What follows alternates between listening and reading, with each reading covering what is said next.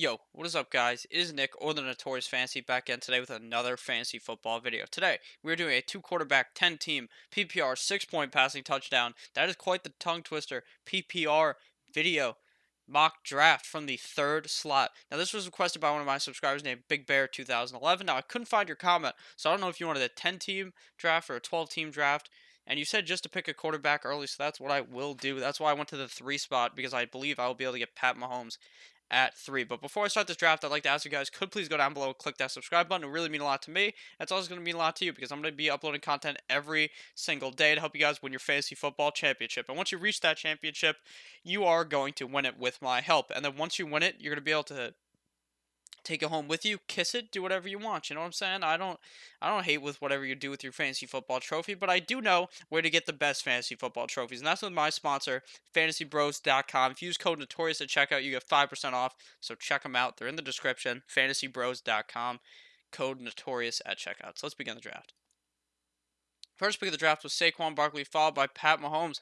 So our strategy has been derailed instantly by the fact that Pat Mahomes went. But I think by early round quarterback, he meant to go with one of the first like 2, 3 rounds. Because typically I wait a bit longer to like the fifth or sixth to get my quarterback in a 2 quarterback league. So with that being said, we're going to get the best running back available, in my opinion. That's Christian McCaffrey. There's really no question about it to me. Saquon or CMC are the best running backs available right now, with Zeke being holding out. I think CMC could potentially get 1,000 rush yards, 1,000 passing yards this season. He seems like a no doubt PPR option here. After him with CMC, David Johnson came at the board, followed by Alvin Kamara, Zeke, D Hop, Devontae Adams, Michael Thomas, Lev Bell, Julio Jones, James Conner, Todd Gurley, Odell Beckham Jr., Dalvin Cook, Joe Mixon, Nick Chubb. So I think we rate one more round. It would still be an early quarterback in the third round. I think that's what we would do here and just wait and get a guy like Rodgers in the second round. So now we can build our wide receiver slash running back core here. I'd like to go with the best player available, and in my opinion, the best player available right now is Mr. Where is he? Juju Smith-Schuster, wide receiver, Pittsburgh Steelers. Now, I think Juju Smith-Schuster this year could potentially get up to 180 targets like AB got last year. Come down with 100 to 120 receptions. Play amazing each game. Get 10 targets each game. Probably go for over 90, 80, 90 yards every single game with that touchdown potential. I love Juju this year. He's going to get so many targets. He's going to be amazing in PPR, and I love him here in the second round. After him with Juju, Andrew Luck came out the board, followed by Antonio Brown, Deshaun Watson, Travis Kelsey. Now, let this be known that they don't update, Sleeper doesn't update their 2 quarterback rankings all that often. So typically right there, I would say it wouldn't have been Andrew Luck and it would have been Watson being picked there due to the fact that Andrew Luck's injury is quite the concern to me. He had that calf injury that moves down to an ankle injury, so I'm very scared of that. Travis Kelsey was picked right after, just because the Pat Mahomes Travis Kelsey connection. Would you go? Should you go with 2 quarterbacks in the first 2 rounds? No, because the rest of your team is going to look garbo most likely, especially if you get a tight end that early. That is just dumb, but that's whatever, because I'm going to get the third best quarterback available, or the second best quarterback in fantasy, depending on how you like to think about it. Some people think it's Pat Mahomes and Watson. I think it may be Pat Mahomes then Aaron Rodgers, quarterback of the Green Bay Packers. I think this year he's going to have an even better year than last year. He only threw about 30 touchdowns last year. Typically he's above that, around 35. I think that Devontae Adams is going to be amazing this year. He's a great wide receiver core to throw the ball to. He's a great running back. They got rid of Mr. McCarthy. They said, get the hell out of here. We're going to get a new coach in here that actually knows what to do, even though McCarthy won them a Super Bowl. So we're going to go with Aaron Rodgers here. After with Aaron Rodgers, Mike Evans came out the board, followed by Tyreek Hill, Melvin Gordon, Adam Thielen, Leonard Fournette, Matty Ice, Damian Williams, George Kittle, Marlon Mack, Keenan Allen, Aaron Jones, Baker Mayfield, Amari Cooper, and Carson Wentz. So now we can either go with a running back or wide receiver, but I like to go with the best value on the board. Zach Ertz is still available if you're a big Zach Ertz guy. In these 2 quarterback leagues, typically tight end value is a lot less, in my opinion. I'm not really going for a top tight end in this type of league, but if you like Ertz and you want him, you're going to probably have to pull the trigger at the end of the fourth round at the latest, even in a 2 quarterback league. So I'm going to go with the best player available. The best wide receiver available right now is T.Y. Hilton or Diggs, depending on your thinking. But I think the best running back available is by far and away Mr. Kerryon Johnson here, running back, Detroit Lions. His ADP has been moving all the way up the draft board. Now, this is a two quarterback draft, so 8 picks have already been used by people picking quarterbacks. So obviously the running backs that go in like the fourth round here typically aren't going to go in the fourth round. The wide receivers that go in the fourth round typically won't go in the fourth round. Things like that because the quarterbacks go off the board so fast. Kerryon Johnson is the running back one for the Detroit Lions. I think he could be a top 12 running back. Probably if he doesn't hit top 12, which wouldn't make him an RB1 in a 10-team league, he's probably going to be a solid RB2, and I love him here. I think that he is going to get a lot of usage on the team. A lot of people are worried about CJ Anderson. I'm not really worried at all. I think Kerryon Johnson, like they said, Matt Patricia said, they're going to run the hot hand. Kerryon will be the hot hand. Kerryon can catch passes. He could be a potential three-down back. They shipped Theo Riddick off. He looks regular season ready. 16 yards on 3 rushes, which is pretty good against the Texans. As expected, his workload was limited. So we're to believe in Kerryon Johnson here. After Kerryon Johnson, T.Y. came at the board, followed by Zach Ertz, Devontae Freeman, and A.J. Green. Do not draft Devontae Freeman. Unless, actually, the value... If this was the 5th round of a regular draft, the value is really good there. Because even if he gets hurt, you're getting him at the 5th round value, where he's likely your running back 2, or likely 3. If it's not a 2 quarterback league, but since it's a 2 quarterback league and he's his RB2, I don't really like that decision. So we already have 2 running backs, 1 wideout, and a quarterback. So right here we could just go and secure another running back and put him as our flex. So right here is the decision you're going to have to be making. It's between Josh Jacobs, Chris Carson, and David Montgomery. Do you think it's between the 2 rookies and an established running back in Chris Carson? He's been in the league for just 2 years.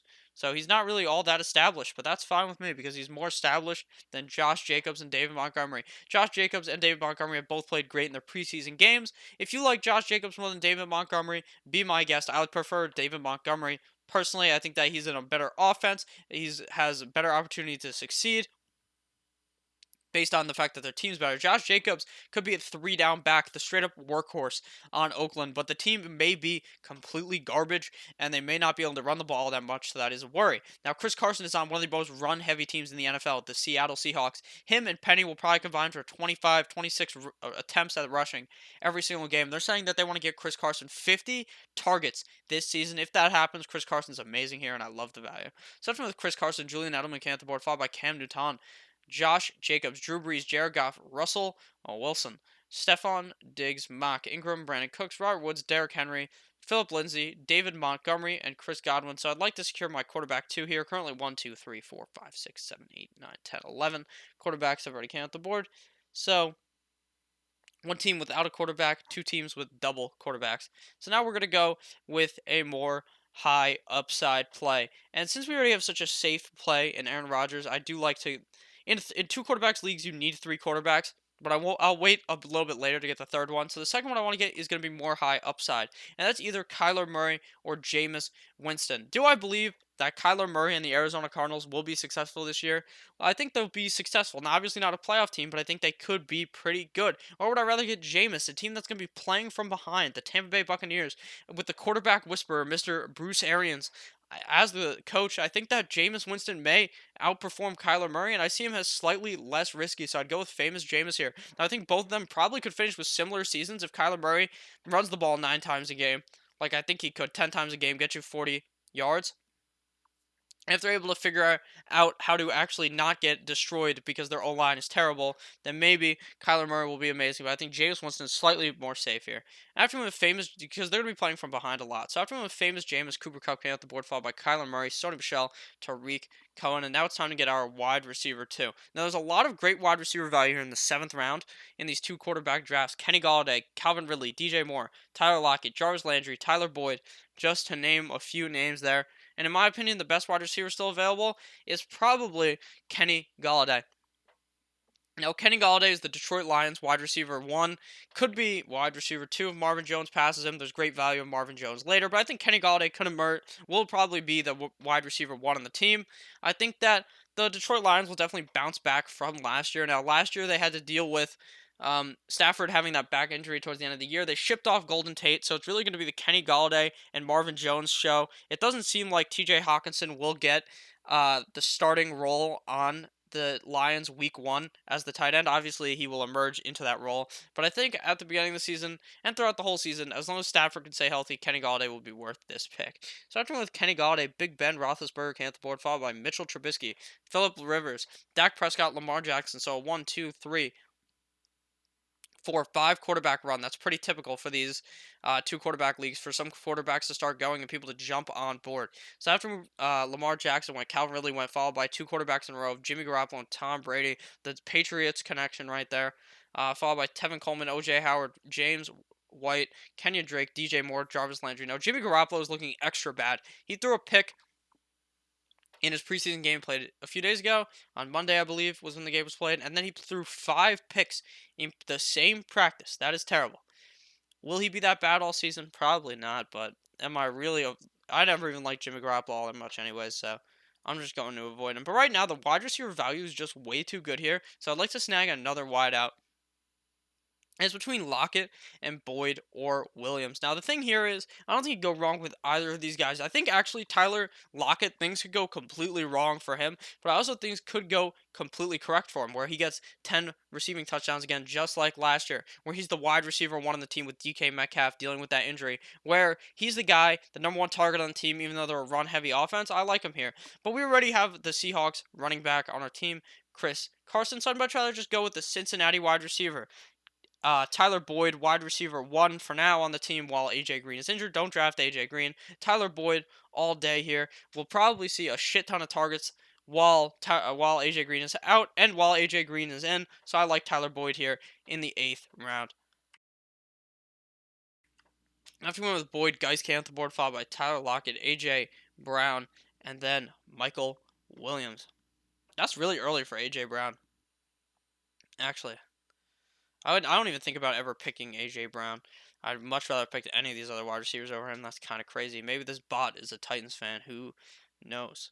So we currently have 1, a 2, a 3 running backs, 1, 2, 3 wide receivers, and 2 quarterbacks. A pretty balanced approach to the draft. And at this point, I would like to go running back here to get some more value, but at the same time, the tight ends are looking pretty fucking juicy over here. Now, it's really a pick your poison type of deal here. Do you prefer Ingram or Henry? Some people like Cook a lot, so between those 3 guys, I personally think that I would just go with the one on the better offense. Now, Evan Ingram could be getting a shit ton of targets early with Sterling Shepard being up in the air from week 1 with Golden Tate being suspended for 4 games. He may be the wide receiver 1 on that team for the first couple of weeks. So that's obviously comes with some value, but I love Hunter Henry. Phillip Rivers has an affection for that tight end. He gets that tight end erection. He loves his tight end. And while that was Antonio Gates for years, and then it was Hunter Henry for 1 year, and then Hunter Henry got hurt, but I think it'll be Hunter Henry again.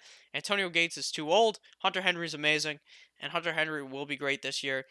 I like Hunter Henry here. After with Hunter Henry, and there will be the Chargers will likely throw the ball more when Melvin Gordon is obviously holding out. So after with Evan Ingram, or it's Hunter Henry, Evan Ingram came off the board, followed by Alshon Jeffrey, Christian Kirk, Lamar Miller, Will Fuller, Vance McDonald, Allen Robinson, Miles Sanders, Latavius Murray, Robbie Anderson, Penny, Cook, Pettis, Kareem Hunt. Don't draft Kareem Hunt because who knows what's going to happen when he gets back.